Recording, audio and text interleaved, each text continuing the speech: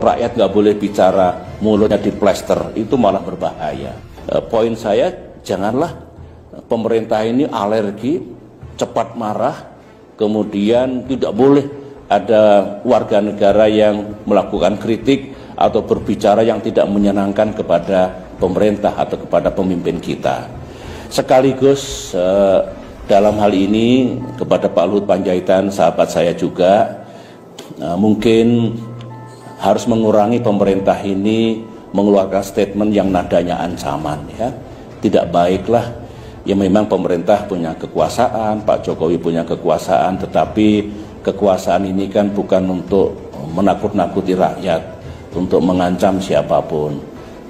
Kalau misalkan pemerintah ingin menyampaikan, sampaikan dengan baik. Sangat bisa ditempuh cara-cara seperti itu.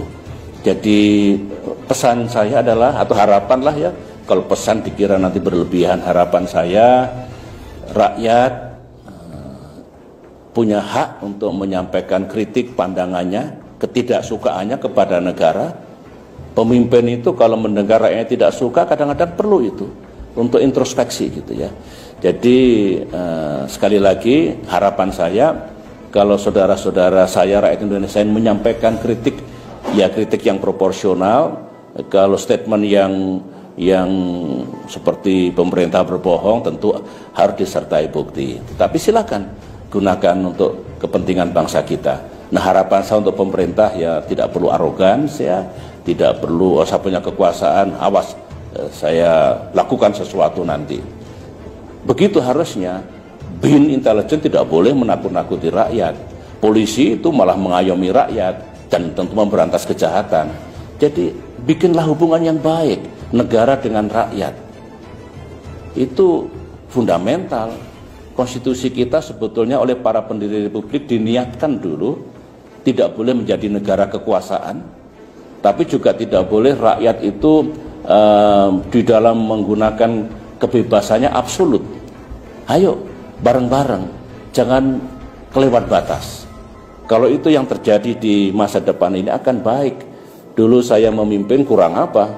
Dikritik, dihajar, dihujat, tapi pemerintahan saya tidak jatuh, ekonomi tetap 6%, demokrasi hidup, saya selesai alhamdulillah tepat pada waktunya.